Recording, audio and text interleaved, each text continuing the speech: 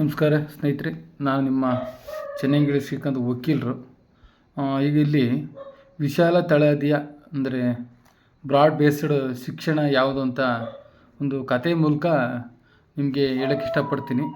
ಆ ಕಾಡಿನಲ್ಲಿರುವ ಕೆಲವು ಎಲ್ಲ ಪ್ರಾಣಿಗಳು ಸೇರಿ ಒಂದು ಶಾಲೆ ತೆರೀಬೇಕು ಅಂತ ನಿರ್ಧಾರ ಮಾಡ್ತವೆ.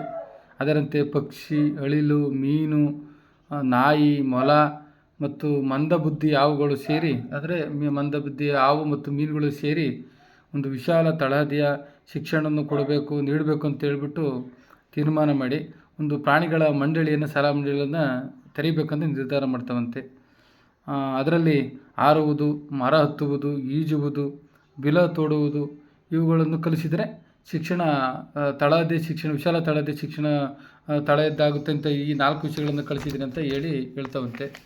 ಅದರಂತೆ ಈ ಥರ ತೀರ್ಮಾನ ಮಾಡಿ ಎಲ್ಲ ವಿದ್ಯಾರ್ಥಿಗಳು ಅದು ನಾಯಿ, ಮೊಲ, ಮೀನು, ಮಂದಬುದ್ಧಿ ಹಾವು, ಪಕ್ಷಿ ಏನಿದ್ವಲ್ಲೋ ಇವೆಲ್ಲ ವಿಷಯಗಳನ್ನು ಕಡ್ಡಾಯವಾಗಿ ಅಭ್ಯಾಸ ಮಾಡಬೇಕು ಅಂತ ತೀರ್ಮಾನ ಮಾಡ್ತವಂತೆ.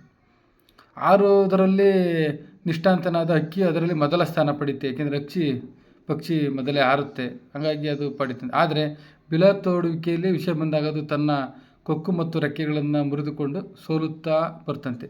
ಶೀಘ್ರದಲ್ಲಿ ಅದು ಹಾರುವುದರಲ್ಲೂ ಸಹ 3ನೇ ಸ್ಥಾನ ಪಡೆಯೋಕ್ಕೆ ಸ್ಟಾರ್ಟ್ ಆಗ್ತಂತೆ, 3ನೇ ದರ್ಜೆಗೆ ಇಳೀತಂತೆ.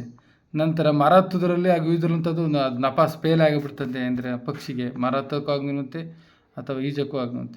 ಅಳಿಲು ಮರ ಹತ್ತುವುದರಲ್ಲಿ ಅತ್ಯುತ್ತಮ ಸ್ಥಾನ ಪಡೀತಂತೆ. ಆದರೆ ಈಜಲ್ಲಿ ಅದು ಫೇಲ್ ಆಗ್ತದೆ, ಈಜು ಹೊಡೆಯೋದ್ರಲ್ಲಿ ಫೇಲ್ ಆಗುತ್ತೆ. ಮೀನು ಈಜುವುದರಲ್ಲಿ 1ನೇ ಸ್ಥಾನ.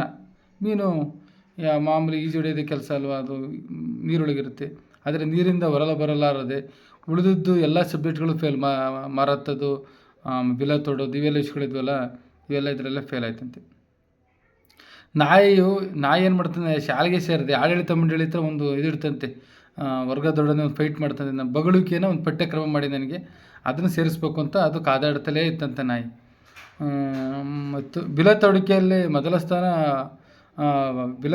ಮೊಲ ಮೊದಲ ಸ್ಥಾನ ಪಡೀತಂತೆ. ಬಿಲ ಅಂದರೆ ಮಾಮೂಲಿ ಮರಗಳು ಬಿಲ ತೋಡುತ್ತೆ, ಅದು ಮಾಮೂಲಿ, ಅದು ಪ್ರವೃತ್ತಿ ಪಡೆದ್ರು ಸಹ ಅದಕ್ಕೆ ಮರ ಏರುವುದಕ್ಕೆ ಅದಕ್ಕೆ ನಿಜವಾದ ಮರ ಹತ್ತಕ್ಕಾಗಂಗಿಲ್ಲ. ಅದಕ್ಕೆ ನೀರಿಂದ ಕೆಳಗೆ ಬಿದ್ದು ಅದಕ್ಕೆ ಮಿದುಳಿಗೆ ಪೆಟ್ಟಾಗಿ ನಿಷ್ಕ್ರಿಯವಾಗಿ ಬಿಲ ತೊಡೋದ್ರಲ್ಲೂ ಸಹ ಅದು ಸೋಲನ್ನು ಒಪ್ಕೊಳ್ತಂತೆ. ಅಂದರೆ ತನ್ನ ವರ್ಕು ಬಿಲ ತೊಡ್ತಿತ್ತಲ್ಲ ಮಲ, ಅದ್ರೂ ಸಹ ಸೋಲು ತುಂಬಂತೆ. ಇನ್ನು ಬುದ್ಧಿಮಂದ ಹಾವು, ಮೀನು ಎಲ್ಲವನ್ನೂ ಅರ್ಧಂಬರ್ಧ ಕಲಿಯೋ ಒಂದು ಸಾಮರ್ಥ್ಯ ಬಲ್ಲವಾಗಿದ್ವು. ಹಾಗಾಗಿ ಎಲ್ಲರಿಗಿಂತಲೂ ಹೆಚ್ಚು ಅಂಕ ಗಳಿಸಿ ಅತ್ಯುತ್ತಮ ಸ್ಥಾನದಲ್ಲಿ ಯಾವ್ಯಾವ ಬುದ್ಧಿಮಂದ ಹಾವು, ಮೀನು ಇವುಗಳು ತೇರ್ಗಡೆಯಾಗಿ ಪಾರಿತೋಷಿಕವನ್ನು ಪಡೆದುವಂತು. ಆಗ ಇವೆಲ್ಲ ಈ ಪಕ್ಷಿಗಳು, ಈ ಪ್ರಾಣಿಗಳು ಎಲ್ಲ ಶಾಲಾ ಮಂಡಳಿ ವಿಶಾಲ ತಳಹದಿ ಶಿಕ್ಷಣ ಕೊಡಬೇಕು ಅಂತ ಹೇಳಿದ್ವಲ್ಲ, ಹಾಗಾಗಿ ಇವೆಲ್ಲ ಪಾರಿತೋಷಿಕ ಪಡೆದ್ರ ಸಂದರ್ಭದಲ್ಲಿ ವಿಶಾಲ ತಳಹದಿಯನ್ನು ನಾವು ಪಡ್ಕೊಂಡ್ವಿ ಅಂತೇಳ್ಬಿಟ್ಟು, ನಮ್ಮ ಪ್ರೋಗ್ರಾಮ್ ಯಶಸ್ವಿ ಆಯಿತು ಅಂತೇಳ್ಬಿಟ್ಟು ಶಿಕ್ಷಣ ಮಂಡಳಿ ಹೆಮ್ಮೆಯಿಂದ ಬೀಗ್ತಂತೆ.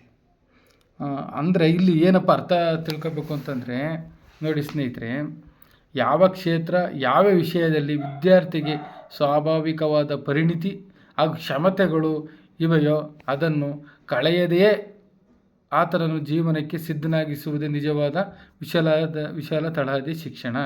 ಅಂದರೆ ಇಲ್ಲಿ ನೋಡಿ, ಉದಾಹರಣೆಗೆ ಪಕ್ಷಿ ಏನು ಮಾಡುತ್ತೆ, ಹಕ್ಕಿ ಏನಾಗುತ್ತೆ, ಅದು ಹಾರುವುದರಲ್ಲಿ ಅದು ನಿಪುಣ.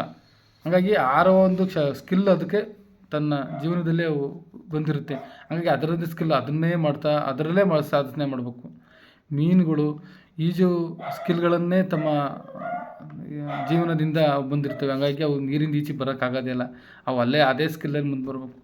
ಮೊಲಗಳು ಅಷ್ಟೇ, ಬಿಲ ತೊಡೋದ್ರಲ್ಲೇ ಸಹ ಅವು ಸ್ಕಿಲ್ ಇರೋದ್ರಿಂದ ಬಿಲ ತೊಡೋದಾದರೆ ಅವು ಮರ ಹತ್ತೋದಾಗಿರ್ಬೋದು, ಹಾರೋದಾಗ್ಬೋದು, ಅವಕ್ಕಲ್ಲಿ ಸಾಧ್ಯವಿಲ್ಲ, ಸ್ಕಿಲ್ ಇಲ್ಲ. ಹೀಗಾಗಿ ಇನ್ನು ಹಾವುಗಳಷ್ಟೇ, ಹಾವು ಹಾರೋಕ್ಕಾಗಲ್ಲ, ಅವು ಬಿಲ ತೋಡ್ತವೆ. ಹಾಗಾಗಿ ಅವು ಮಧ್ಯಮ ವರ್ಗದಲ್ಲಿ ಇರ್ತವೆ. ಹಾಗಾಗಿ ಯಾವ ವಿಷಯದಲ್ಲಿ ಯಾವ ವ್ಯಕ್ತಿಗೆ ಅತ್ಯುತ್ತಮವಾದ ಸ್ಕಿಲ್, ಪ್ರವೃತ್ತಿ ಇರುತ್ತೆ, ಕ್ಷಮತೆ ಇರುತ್ತೆ, ಅಂಥ ಪ್ರವೃತ್ತಿಗೆ ಅವರನ್ನು ಇಳಿಸ್ಬೇಕು. ಹಾಗಾಗಿ ಅವ್ರು ಮುಂದೆ ಬರ್ತಾರೆ. ನಾವು ಅವರಿಗೆ ಒಂದು ಯಾವುದೇ ಸಬ್ಜೆಕ್ಟ್ ಮೇಲೆ ಆಸೆ ಇಲ್ದಲೆ, ಪ್ರೀತಿ ಇಲ್ದಲೆ, ಅವ್ರಿಗೆ ಕ್ಷಮತೆನೇ ಇಲ್ದಲೆ ಅವರನ್ನು ಬೇರೆ ಸಬ್ಜೆಕ್ಟಿಗೆ ಹಾಕಿದರೆ ಅವರು ನಪಾಸ್ ಆಗ್ತಾರೆ, ಫೇಲ್ ಆಗ್ತಾರೆ. ಹಾಗಾಗಿ ಯಾವ ವಿಷಯಗಳನ್ನು ನಾವು ಅವರಿಗೆ ಮೈಂಡಲ್ಲಿ ಉಳಿದಿರುತ್ತೋ, ಅವರಿಗೆ ಕ್ಷಮತೆ ಇರುತ್ತೋ ಅಥವಾ ಸ್ಕಿಲ್ ಇರುತ್ತೋ ಆ ವಿಷಯಗಳ ಮೇಲೆ ಹೆಚ್ಚು ಗಮನ ಕೊಡಬೇಕು ಅಂತ ಹೇಳ್ತೀನಿ. ನೋಡಿ, ಅತಿ ಎತ್ತರವಾದಂಥ ಹಮ್ಮಿಂಗ್ ಬರ್ಡು, ಅದರ ತೂಕ 0.1 ಔನ್ಸು. ಆದರೆ ಅದರ ವೈಶಿಷ್ಟ್ಯ ಅಂದರೆ ಪ್ರತಿ ಸೆಕೆಂಡಿಗೆ 75 ಬಾರಿ ತನ್ನ ರೆಕ್ಕೆಯನ್ನು ಬಡಿಯುತ್ತಂತೆ. ಅದಕ್ಕಾಗಿ ಅದು ಹೂವಿನ ಮಕರಂದವನ್ನು ಅದು ಆರ್ತಲೇ ಅದನ್ನು ಹೀರಿಕೊಳ್ಳುತ್ತಂತೆ. ಆದರೆ ಅದು ಅತಿಯಾರೆ ಎತ್ತರಕ್ಕೆ ಹಾರಲಾರಲ್ಲ. ಅದು ಹಮ್ಮಿಂಗ್ ಬರ್ಡು ಹಾರಕ್ಕೆ ನೋಡಿ ಅದರದ್ದು ಅಷ್ಟೇ ಅದು ಗುಣ. ಅದೇ ರೀತಿ 300 ಪೌಂಡುಳ್ಳಂಥ ಭಾರವುಳ್ಳಂಥ ಆಸ್ಟ್ರಿಚ್ ಪಕ್ಷಿ ಸಂಕುಲಗಳು ಅತಿ ದೊಡ್ಡದು. ಆದರೆ ಹಾರಲ್ಲ. ಇದರ ಕಾಲುಗಳು ಎಷ್ಟು ಬಲಿಷ್ಠವಾಗಿದೆ ಅಂದರೆ ಪ್ರತಿ ಹೆಜ್ಜೆಗೆ 12ರಿಂದ 15 ಅಡಿಗಳಷ್ಟು ಹೆಜ್ಜೆ ಹಾಕುತ್ತೆ ಮತ್ತು 15 ಮೈಲಿ ವೇಗವಾಗಿ ಓಡುತ್ತೆ. ಹಂಗಾಗಿ ಒಂದೊಂದು ಪಕ್ಷಿಯಾಗಿರ್ಬೋದು, ಪ್ರಾಣಿಯಾಗಿರ್ಬೋದು, ಎಲ್ಲರಿಗೂ ಸಹ ಅವರಾದ ಕ್ಷೇತ್ರದಲ್ಲಿ ಪರಿಣಿತಿಯನ್ನು ಪಡೆದಿರ್ತಾರೆ. ಹಂಗಾಗಿ ಆ ಕ್ಷೇತ್ರದಲ್ಲೇ ಮುಂದೆ ಬರಬೇಕು ಅಂತ ಹೇಳ್ತಾ, ನಾವು ಯಾರನ್ನು ಸುಶಿಕ್ಷಿತರು ಅಂತ ಕರಿತೀವಿ ಅಂದರೆ, ಸಂಕ್ಷಿಪ್ತವಾಗಿ ಹೇಳ್ಬೇಕು ಅಂತಂದರೆ, ಯಾವುದೇ ಸನ್ನಿವೇಶದಲ್ಲಾಗಲಿ ಅಥವಾ ಸನ್ನಿವೇಶದಲ್ಲಿ ವಿವೇಕದಿಂದ ಆಯ್ಕೆ ಮಾಡುವವರು ಯಾರು ವಿವೇಕ ಮತ್ತು ಮೂರ್ಖತನ, ಒಳ್ಳೆಯದು ಮತ್ತು ಕೆಟ್ಟದ್ದು, ಸಚ್ಚಾರಿತ್ರ್ಯ ಮತ್ತು ಅಶ್ಲೀಲತೆಗಳ ನಡುವಣ ವ್ಯತ್ಯಾಸವನ್ನು ಅರಿಯಬಲ್ಲರೋ ಅಂಥವರ ವ್ಯಾಸಂಗ ಯಾವುದೇ ತರಗತಿಯವರಿಗೆ ಆಗಿರಲಿ ಅವರು ಸುಶಿಕ್ಷಿತರು. ಅಂದರೆ ಇವು 3 ಯಾವುದೇ ಸನ್ನಿವೇಶವಾಗಲಿ ವಿವೇಕದಿಂದ ಆಯ್ಕೆ ಮಾಡುವವರು, ಯಾರು ವಿವೇಕ ಮತ್ತು ಮೂರ್ಖತನ, ಒಳ್ಳೆಯದು ಮತ್ತು ಕೆಟ್ಟದ್ದು, ಸಚ್ಚಾರಿತ್ರ್ಯ ಮತ್ತು ಅಶ್ಲೀಲತೆಗಳ ನಡುವಣ ವ್ಯತ್ಯಾಸ ತಿಳ್ಕೊಂಡಿರ್ತಾರಲ್ಲ, ಅವರು ಯಾವುದೇ ತರಗತಿಲಿ ಓದ್ತಾ ಇರಲ್ಲ, ಅವರೆಲ್ಲ ಶಿಕ್ಷಣ ಪಡೆದವರು ಸುಶಿಕ್ಷಿತರು ಅಂತ ಹೇಳ್ಬಿಟ್ಟು ಕರಿಬೋದು ಅಂತ ಹೇಳ್ತಾ ಈ ನನ್ನ ಕಿರು ವಿವರವನ್ನು ನಿಮ್ಮೊಂದಿಗೆ ಇಚ್ಛೆಪಟ್ಟಿದ್ದೆ. Thank you.